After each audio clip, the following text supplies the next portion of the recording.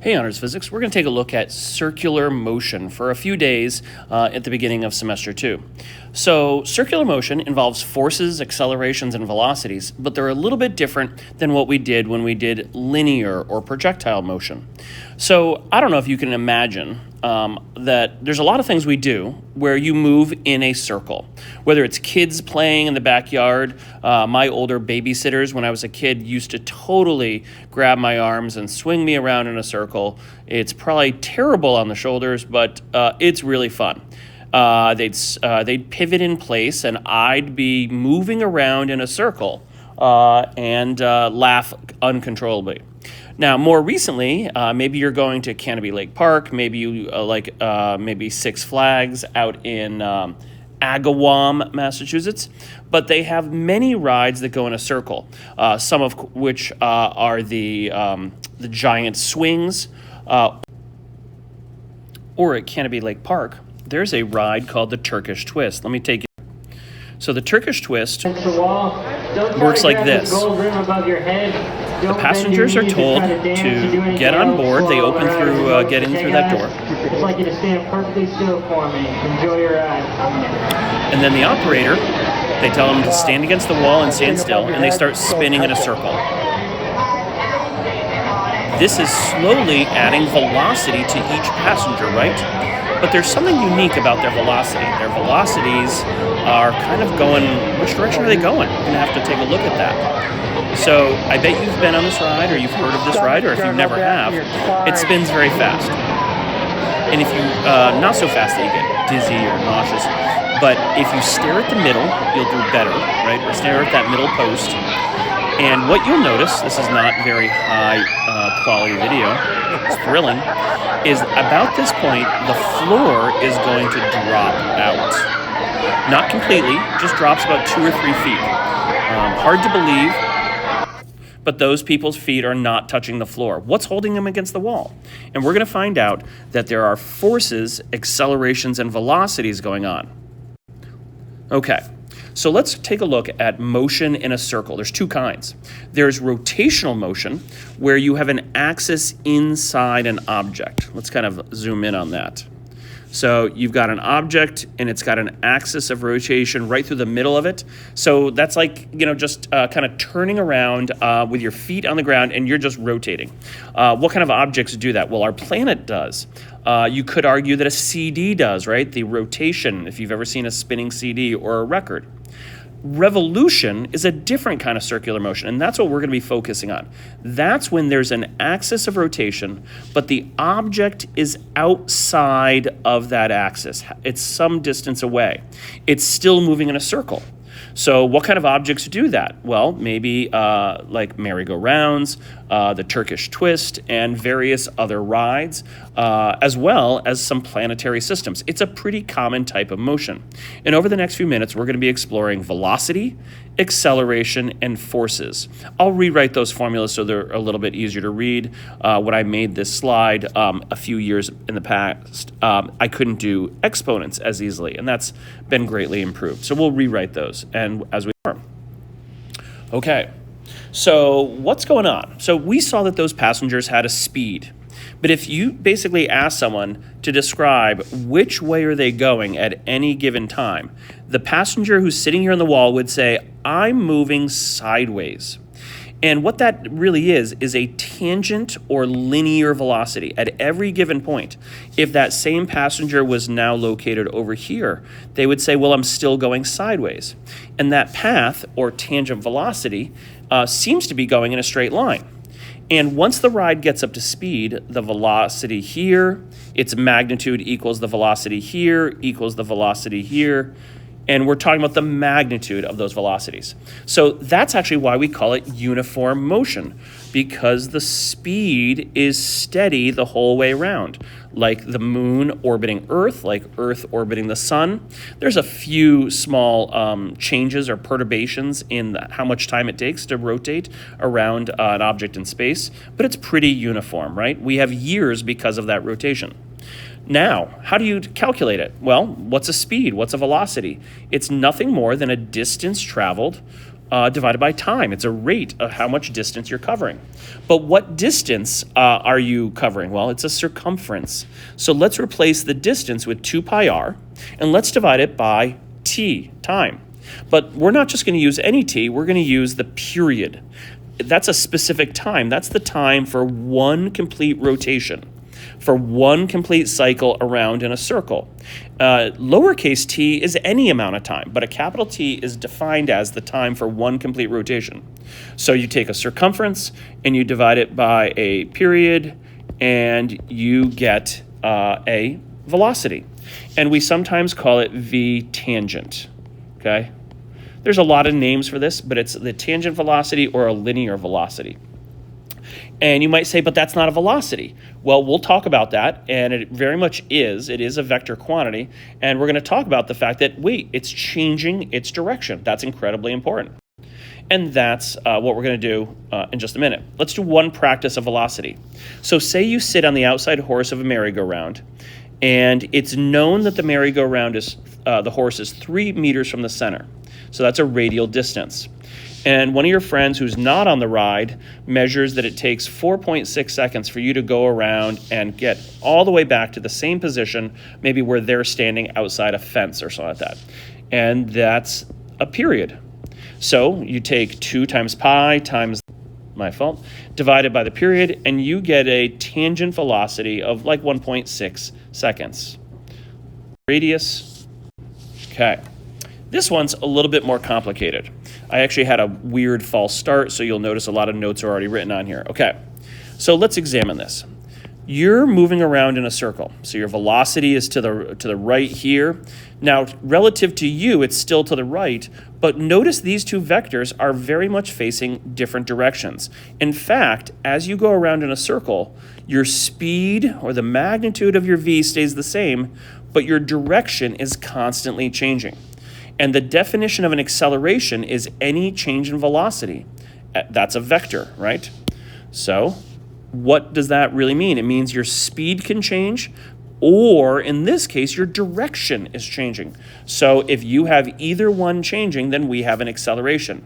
And there's a name for that. It's the centripetal acceleration. It's only used for circular motion. And here it is mapped out. For every single point on the circle, it is an acceleration that points toward the center. And there's proof, there's a geometric way of proving that the acceleration, the change in the velocity is toward the center. And if you want to see that, that's posted in this assignment as a link to YouTube. It's quite involved to do the geometry to prove that. So what's an acceleration? An acceleration usually is a change in velocity over time. But let's look carefully at this formula. It's a little bit different because of the geometry and what happens in the proof.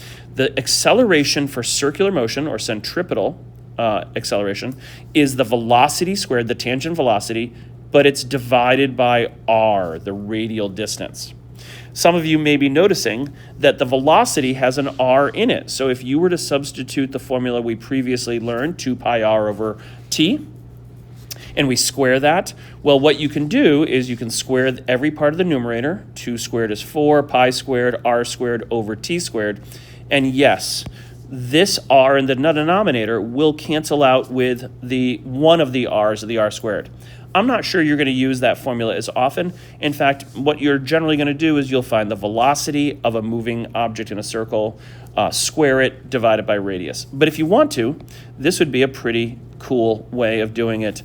2 times pi squared times r over t squared gets you your centripetal acceleration. I forget if I mentioned centripetal just means toward the center or center seeking. Okay, let's finish with centripetal motion and forces. If you've been following along so far, you know that we've now established that because of the change in direction, there is an acceleration. All objects in circles are accelerating. And accelerations are caused by net forces. That's one of the principles of Newton's second law. But we're not going to be using just simply A equals net force over mass. We're going to be now substituting the new formula that we just learned for centripetal acceleration, v squared over r. We're going to plug that in for A multiplied by mass, and another way of writing that is v squared over r times m. So the name of the force that we're talking about that acts on circular objects is the centripetal force. It causes circular motion. So imagine this object is a bucket of water and the person's holding on by a rope. If they were to break that force, let go, just let go, what would happen is that the object would move in a tangent path because there is no more force or acceleration pointing toward the middle of the circle. Because if you let go, the tension is gone. Other forces can act toward the center, such as gravity when things are orbiting. And we'll do a combination of things that are like here on Earth, and as well as kind of some space science having to do with gravity as a centripetal force. Okay, if you'd like, let's move that around. You could try to review some of your vocab words: radius, circumference, tangent velocity, centripetal acceleration. And all you have to do is review that vocab and then try some of these below. I know you don't have this document yet, but if you wanted to, you could hit pause and see if you can't fill in a few of those words, or at least do a little self-quiz on the vocab. The one thing that you might notice is that I've circled centrifugal force, not centripetal force. This is not a real force. If someone says that if they're spinning around in a circle and they feel like they are pinned to the wall, right? They don't feel an inward force sometimes. That's actually inertia. And inertia is not a force. So the socks that are spinning maybe in the spin cycle of your washing machine when they're wet to try to dry the water out, the water actually does not get pushed outside by a centrifugal force. It's actually inertia. So it's sometimes has been called a centrifugal force because if you were the object, you would feel like it's a force, but it's really inertia, the tendency to keep moving when you're in a circle. So we'll never use that word. We'll always use centripetal force toward the center of the circle to explain what is happening. Okay. We'll get this page. If you wanted to, try a few of these right now, look through and see if you could fill in the blanks. When we have this document in front of us, we'll practice this kind of as a quick review. The same here with acceleration, right? Feel free to read this, kind of take your time to go through. You could hit pause at any time. Remember, we don't have a textbook, so here are some good resources. But we'll come back and kind of do a summary of all of these. Okay. Now, this page, let me clean up a little bit. There was a production mishap, and I had to re-record, which is a little inconvenient. But let's kind of move things around.